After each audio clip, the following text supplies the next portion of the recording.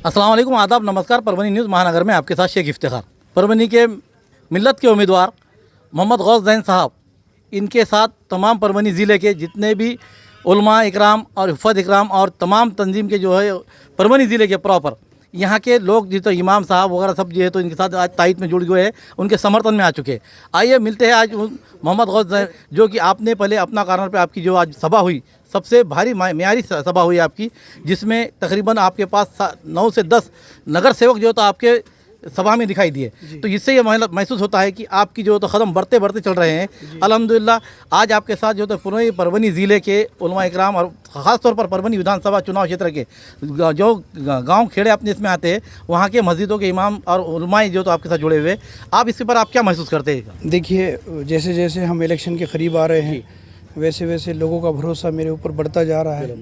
अल्हम्दुलिल्लाह, अल्लाह का शुक्र है। मैं आपके माध्यम से उन लोगों तक ये बात पहुंचाना चाहता हूं कि जिस भरोसे से वो मेरे साथ आ रहे हैं, ताकत बन रहे हैं, उनका इंशाअल्लाह भरोसा नहीं तोड़ा जाएगा। कल अपना कॉर्नर पे हमारे साथ में हमारे 8 से 10 जो नगर सेवक, माजी नगर सेवक और बहुत से जो शहर के ज़िम्मेदार जो शख्सियात थी, उन्होंने साथ कल हमारा एक हमारा समर्थन किया और वो ताकत अच्छी खासी बढ़ी। और उसके बाद में आज हमारे जो फारूक बाबा थे, जो हमारे जो कॉरपोरेटर हैं, जो उन्होंने बहुत ही बड़ी, आज मैं आप लोगों के सामने ये बताना चाहता हूँ, उनकी मेहनत की एक तारीफ़ करना चाहता हूँ कि मेरी अब तक की सबसे बड़ी रैली सकलाबाद प्लॉट पे हुई और बहुत ही ज़्यादा लोग थे उसमें। और उसके बाद हमारा वहाँ पर ख़िताब भी हुआ। उसके बाद रोशन खां महल्ले में हमने आज एक मीटिंग रखी थी। उसके बाद हमने हमारे वार्ड में गौस कॉलोनी, एक मीनार, उसके बाद जमजम कॉलोनी का आज हमने पूरा एक वहाँ पद यात्रा निकाली थी। तो कारवां बढ़ता जा रहा है। और आज अभी उलमा इकराम ने ख़ुद आकर हमारे ये परभनी, ये ज़िले के उलमा इकराम नहीं है, ये परभनी विधानसभा के अंदर रहने वाले लोग हैं। ये वो लोग हैं जिनके पास मुक्तदी हर 5 वक्त उनके मस्जिद में जाता है, नमाज़ पढ़ता है उनके पीछे। उनका ये मानना है कि हम गैर के नाम पे वोट नहीं दे सकते, गैर मुस्लिम को वोट नहीं दे सकते। उन्होंने ये तायद की कि क्योंकि अब दूसरा मुस्लिम कोई उम्मीदवार ज़्यादा कुछ ताकतवर रहा नहीं है, तो अब अभी यहाँ पर वोट मुंतशिर होने का जो इम्कान है बहुत कम है। इस वजह से एक ही अगर ताकत लगाई जाए, एक ही उम्मीदवार के पीछे अगर वोट दिया जाए, तो ये हमारी जो सीट है परभनी की, जो तिस्नगी है 40 साल की, वो हम आगे बढ़ाकर हम निकाल सकते हैं।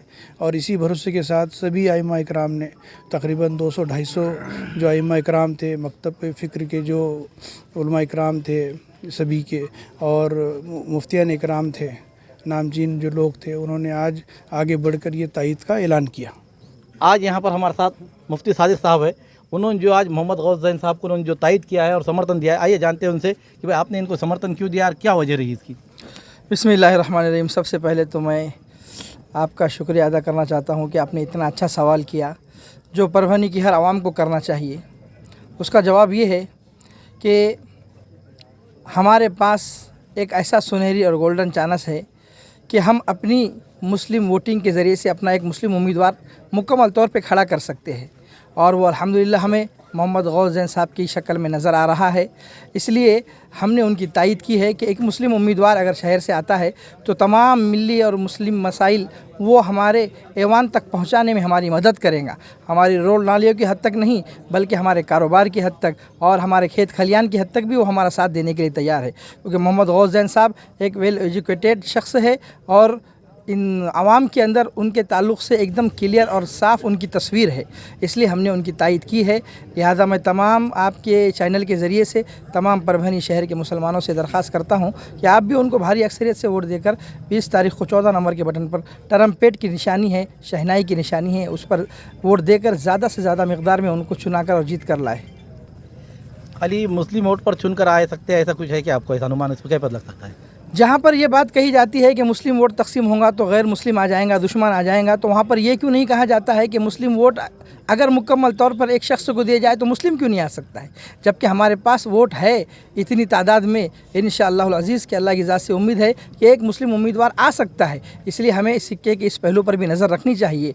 हम सिर्फ इन्हीं बातों को ना देखें कि अगर हमारा वोट तकसीम हो गया तो गैर हम पर काबिज़ हो जाएगा, बल्कि मुस्लिम इत्तेहाद का सबूत देने का परभनी शहर की तारीख़ में और 40-50 साल तारीख़ में ये एक ऐसा मौका है कि हमें इससे गंवाना नहीं चाहिए। इससे ज़रूर परभनी के मुस्लिम अवाम को फ़ायदा उठाना चाहिए। अधूरा जो सवाल है उसको पूरा करना चाहता हूँ कि आपको ऐसा क्यों लगता है कि सिर्फ मुझे मुस्लिम वोट मिलेंगे?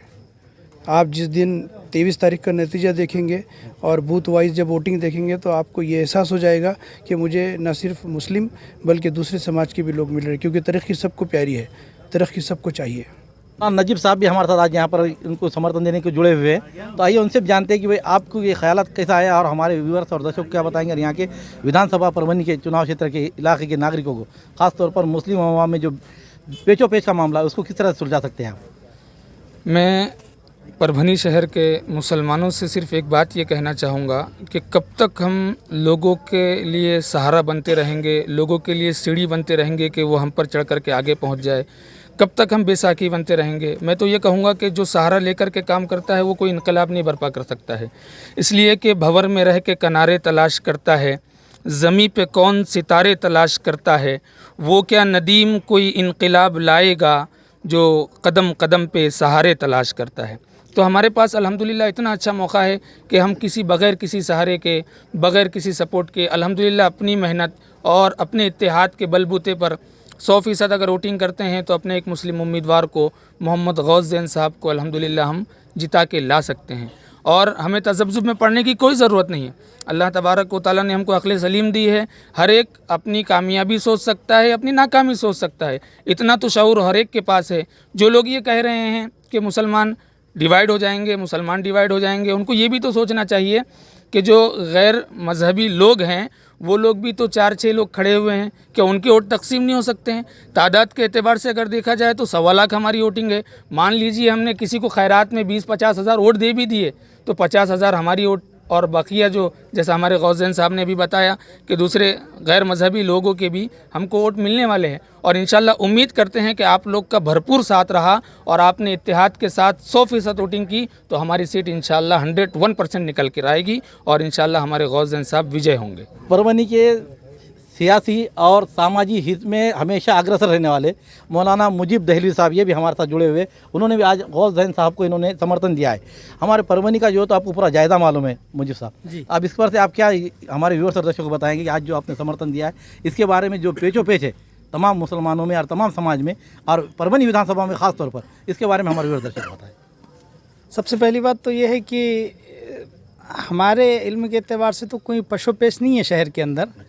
उलमा की जो नौजवान बिरादरी है वो इस बात पे मुत्तफ़िक़ है कि भाई गौस ज़ैन साहब की तायद करना चाहिए। और गौस ज़ैन साहब जो है एक वेल एजुकेटेड आदमी है, कौम के लिए कुछ सोचने वाले और मुस्तक़बिल में कौम के लिए कुछ करने वाले हैं। जैसा कि मुफ्ती नजीब साहब ने बताया कि भाई डिवाइडेशन की बातें हैं, ये है वो है, ऐसा तो यकीनन होता है, लेकिन कौम समझ चुकी है अब सारी बातों को। कौम मुत्तहिद है कि भाई अगर हमारा कैंडिडेट हम चुन के दे सकते हैं तो शायद हमारे लिए कुछ खैर का मामला होगा आगे चल के। हमने अब तक के दूसरों को चुन के दिया है शहर के अंदर और उसका खमियाजा हम भुगत रहे हैं सब। अब मैं अपनी मिसाल दूँ, 8 ये रास्तों के एतबार से देखिए आप, किसी भी चीज़ के एतबार से शहर के अंदर कुछ भी नहीं है। अगर गौस ज़ैन साहब असेंबली में जाते हैं तो उम्मीद है कि वो अपने कौम के लिए, और बल्कि कौम के लिए नहीं पूरे शहर के लिए, जब आदमी असेंबली में जाता है तो किसी एक कौम का नहीं रहता, वो उसके कॉन्स्टिट्यूशन में जितने भी लोग आते हैं वो सबका नुमाइंदा होता है, वो सबकी नुमाइंदगी करेंगे। और उम्मीद है कि कौम को ये बात समझ में आ गई और इंशाल्लाह अक्सरियत के साथ गौस भाई उम्मीद के साथ हम ये उम्मीद करते हैं कि गौस भाई इंशाल्लाह ज़रूर चुन के आएंगे और भरपूर वोटों के साथ चुन के आएंगे। बिस्मिल्लाहिर्रहमानिर्रहीम, अस्सलामु अलैकुम वरहमतुल्लाहि वबरकातुहू। सबसे पहले तो मैं जो है हमारे इफ्तिखार भाई का शुक्रिया अदा करता हूँ कि उन्होंने जो है हमें इस काबिल समझा कि 2 अल्फाज बोलने का मौका दिया। देखिए, आप जानते हैं हमारे परभनी के अंदर जिस तरीके से जो माहौल है, और जैसा कि हमारी बाबरी मस्जिद तोड़ी गई, बाबरी मस्जिद तोड़ने के बाद जो है खुले आम इलेक्शन के वक्त में जो है अलल ऐलान इस तरीके से बोलना, कि हमने बाबरी मस्जिद को शहीद तोड़ दिया और जो है वहाँ पर जो है किस चीज़ को तामीर किया। उसके अलावा जो है एक आदमी जो है पार्लियामेंट के अंदर खड़े होकर कहता है कि जो है हमने आप बच्चों के ताल्लुक़ से जो 4 बच्चे उठाए थे। यानी ये सारी चीज़ें जो है आपके सामने है। मैं हमारे तमाम मुसलमान भाइयों से दरख्वास्त करूँगा कि ये एक नया चेहरा है, इस चेहरे के अंदर एक कुछ कर गुजरने की ताकत है और ये कुछ करना चाहता है। मैं जानता हूँ मोहम्मद गौस भाई, इनको जो है तो पैसों की कोई ज़रूरत नहीं है, ये कौम के लिए खड़े हुए हैं। तो आप जो है अल्लाह मियाँ, हदीस कुदसी है कि अल्लाह मियाँ उस कौम की हालत को नहीं बदलता जब तक कि ना हो ख्याल आप अपने हालात के बदलने का। इसलिए हमको कदम उठाना पड़ेगा। तमाम मुसलमानों से मेरी दरख्वास्त है कि आज हमारे भाई को जो है आप जो है इनके हाथों को मजबूत कीजिए। इंशाअल्लाह आने वाले वक्त में जो है हमारे कामयाबी की सीढ़ी जो है तो मोहम्मद गौस जैन साहब ही होंगे इंशाअल्लाह। दिलीप एकनाथ भराडे, राहणार परभणी। मी SC अनुसूचित जाती अर्थात बौद्ध या समाजाचा आहे। तर आपले मोहम्मद गौस जैन साहेब आहेत, यांनी अत्यंत चांगल्या पद्धतीने आपल्या परभणी शहरामध्ये विकास करण्याचं ध्येय घेतलेलं आहे हाती। मुलांसाठी शिक्षणासाठी वेगवेगळे त्यांनी टेक्निक वापरलेली आहे। वसतिगृह चांगले करणे, विविध उपक्रम त्यांनी राबविण्याचा चांगला त्यांचा मानस आहे। भारतीय राज्यघटनेचे शिल्पकार डॉक्टर बाबासाहेब आंबेडकर यांच्या विचारप्रणालीला अनुसरून लोकशाहीच्या नियमानुसार त्यांनी आज आपल्या परभणी विधानसभा मतदारसंघामध्ये आपल्या उमेदवार म्हणून उभे आहेत। आणि गेल्या वेळेससुद्धा त्यांनी नंबर 2च्या याच्यावर होते साहेब, थोड्या मताने अपयशी ठरलेले आहेत। तर यावेळेस मी निश्चितच असं म्हणेल की माझा बौद्ध समाज सर्व परभणी येथील त्यांच्या पाठीशी राहील। मी परभणी येथील गौतमनगर मूळ माझं गौतमनगर आहे, मी रहिवासी आहे आणि माझा शेड्यूल कास्ट अर्थातच बौद्ध समाज त्यांच्या पाठीशी राहून त्यांना जास्तीत जास्त प्रचंड मताने विजय करण्याचा मी सखोल प्रयत्न करील, अशी मी आपल्या सर्वांमध्ये साक्ष देतो। आपले त्यांना शुभेच्छा व्यक्त करतो की आमच्या परभणीचे आमदार म्हणून त्यांनी या ठिकाणी निवडून यावे अशी सदिच्छा देतो। अस्सलाम वालेकुम हजरात, मैं इस बात की तायद करता हूँ कि आप तमाम बिरादरान इस्लाम से और गैर मुस्लिम भाइयों से भी अपील करता हूँ कि भाई आज के जो इलेक्शन के जो हालात चल रहे हैं, हम लोग जो बोल रहे हैं कि भाई ये सीट नहीं आती है इसे डालना चाहिए, वो सीट नहीं आती है उसे डालना चाहिए, और जो उलमाओं ने जो फतवा दिए हैं उनका फतवा सराखों पे है। लेकिन ये जो नामा लेकर डिक्लेयर किए हैं उन्होंने, ये नामा लेकर डिक्लेयर करना अच्छी बात नहीं है। हमें हर कौम, मुस्लिम कौम में चर्चा है कि भाई नाम लेकर डिक्लेयर क्यों किए उन्होंने। हाँ, उनका एक ऐसा ऐलान कर देना था उन्होंने कि भाई जो उम्मीदवार जिस तालुका जिस ज़िले से चुन के आता है उसे अपने भाई अक्सरियत में वोट देकर कामयाब कर लीजिए। लेकिन उन्होंने नाम लेकर कहे हैं, वो हमें अच्छा नहीं लगा। और कौम में भी ये चर्चा है कि भाई उन्होंने नाम नहीं लेना चाहिए था। और मैं गौस भाई के साथ जो है तो 8 दिन से घूम रहा हूँ। इन्हें जो है तो दलित भाइयों से भी पूरी कॉपरेट हो रहा है, गैर मुस्लिम भाई भी उनका सपोर्ट कर रहे हैं। और मुसलमान भाइयों से भी अपील करता हूँ, मैं दरख्वास्त करता हूँ कि कसीर तादाद में किसी का ना सुनते हुए इन्हें भारी अक्सरियत में वोट देकर कामयाबी हासिल करें। और मैं यकीन से कहता हूँ आपको कि ये सीट निकलना ही निकलना है इंशाअल्लाह ताला। हम कसीर तादाद में जिस तरीके से आज तक जो वोट करते आए, हम सज्जुल आला को वोट किए, शमीम भाई को वोट किए, लियाकत अंसारी को वोट किए, उसी तरीके से कसीर तादाद में जान तोड़ मेहनत करके वोट करेंगे। 80-90% तक वोट करेंगे तो इंशाअल्लाह ताला ये सीट बराबर निकलेगी।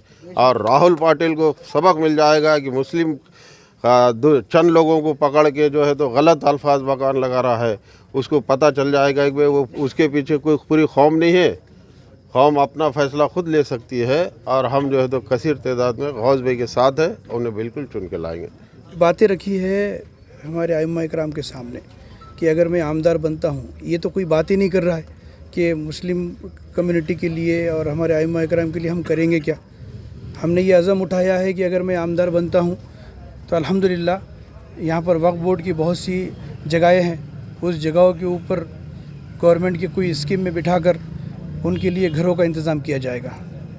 दूसरी चीज़ ये है कि जितने भी हमारे मदारिस है परभणी विधानसभा में, और इंशाअल्लाह ये नज़्म परभणी विधानसभा ही क्यों पूरे हम महाराष्ट्र में लागू करेंगे, इस बात के हिसाब से कि अगर एक मदरसे में अगर सपोज़ कि 150 बच्चे तालीम हासिल कर रहे हैं तो उस मदरसे को 150 जो बकरियों का गोट फॉर्म दिया जाएगा गवर्नमेंट की तरफ से, जो 50% उसको ग्रांट गवर्नमेंट देगी और बाकी जो 50% है वो 10 साल में उनको धीरे धीरे चुकाना होगा। तो ये इससे फ़ायदा ये होगा कि एक तो नबी की सुन्नत ज़िंदा हो जाएगी, दूसरी चीज़ ये है कि वो बच्चा जो आज तालीम हासिल कर रहा है तो वो बाहर जाकर 5,000-6,000 रुपये पे मुनहसर नहीं रहेगा। वो बच्चा जब पढ़ने के साथ साथ ये सीखेगा कि तिजारत कैसे करना है और वो तिजारत उसके ज़िंदगी में खुशहाली कैसे ला सकती है, तो एक बड़ा बदलाव होगा। उसके साथ साथ में हम ये बात का बिल्कुल ध्यान रखेंगे कि विधानसभा में हमारे जितने आइम्मा इकराम है, जितने हमारे मौज़न हैं, उनको कम से कम 25,000 से 40,000 रुपये सैलरी दी जाए। वक्फ बोर्ड की इतनी प्रॉपर्टीज़ है, उसके उतनी जो उजरत आती है, वो उजरत मुझे नहीं लगता कि इन जो हजरात के ऊपर जो खर्च की जाती है उससे ज़्यादा कोई मुनासिब तरीक़ा है। तो हम ये जैसा आंध्र प्रदेश में हुआ है तो वैसे ही हम महाराष्ट्र में लागू करने की कोशिश करेंगे। और इसके साथ साथ जितनी भी आइम्मा इकराम है उनको एक हेल्थ कार्ड दिया जाएगा। वो हेल्थ कार्ड ऐसा होगा कि वो जहाँ पर बीमार हो गए, जिस दवाखाने में चले गए, कैशलेस वो हेल्थ कार्ड रहेगा। उनको 1 रुपये की फ़ीस नहीं पूछी जाएगी, न रसीद के 10 रुपये पूछे जाएंगे, न 3 रुपये पूछे जाएंगे। उनका मुकम्मल इलाज होगा, चाहे वो दिन भर का इलाज हो, चाहे वो एडमिट हो या चाहे वो कोई और दूसरी बीमारी हो। तो ये सब चीज़ें लेकर हम उनके सामने बहुत दिनों से बात कर रहे थे और ये हमने पूरे वादे किए हैं। अगर किसी में जुर्रात है तो ये वादे उनके मुंह से निकाले, ये वादे पूरी करके बताए। इंशाअल्लाह आज नहीं तो कल आइम्मा इकराम उसका भी साथ देंगे, मगर वो ईमान वाला होना चाहिए। बहुत बहुत शुक्रिया। ये थे आज़ाद उम्मीदवार गौस जैन साहब, जिन्होंने आज हमने यहाँ कर उनकी जो मुलाकात ली, यहाँ इसलिए मुलाकात लेना पड़ी कि जो यहाँ पर जितने भी परभनी ज़िले और परभनी विधानसभा चुनाव क्षेत्र में जितने उलमा इकराम हैं और जो हिफ़ाज़ इकराम हैं, तमाम उलमाओं ने और मौलानाओं ने आकर उन्हें आज अपना समर्थन दर्शाया। और समर्थन दर्शाकर उन्होंने ये बात कही है कि हमारी 1,17,000 वोटिंग है, जिसमें से 1,07,000 हमारी प्योर वोटिंग है, जिसमें से खाली एक तरफा अगर से खाली मुस्लिम की वोट गिरते हैं तो इंशाल्लाह हमारी सीट निकल सकती है। मोहम्मद गौस जैन के साथ जो तो दलित समाज, ओबीसी समाज भी जुड़ा होने की वजह से ये सीट निकलने की पूरी ताकत बताई जा रही है। आप देखते हैं कि ये तीसरी, जिस तरह से आप हमारे सामने जो हम बताते थे कि लड़त जो है तो खाली 2 ही लोगों में चल रही है, लेकिन आज के माहौल में ये देखा जा रहा है कि हमने कल से देखा है कि अपना कारण का जो सभा हुई, उसके बाद आज साकला फ्लाट पर जो उनकी रैली निकली और आज पूरे उलमाओं ने, मुसलमानों ने जाकर आज तादाद में आकर यहाँ इकट्ठा होकर मिलकर ये बात बता दिया कि जिस तरीके से दूसरी कौम भी एक जगह आ सकती है। हम ईमान वाले, कलमे वाले, एक रसूल को और एक अल्लाह को मानने वाले, एक किताब को मानने वाले, तो हम भी क्यों एक जगह ना आए। ये बात आज बहुत अच्छी बात बताई गई है। तो हम तमाम हमारे जो हमारे चैनल देखते हैं, महानगर भी मुलाकात को किस तरह से पसंद करते हैं, इसके बारे में आपके कमेंट्स होना ज़रूरी है। साथ ही साथ हमारी न्यूज़ पसंद आने पर लाइक करें, शेयर करें और अब तक हमारा चैनल सब्सक्राइब नहीं किया है तो सब्सक्राइब ज़रूर करें। फेसबुक पर भी फॉलो करें।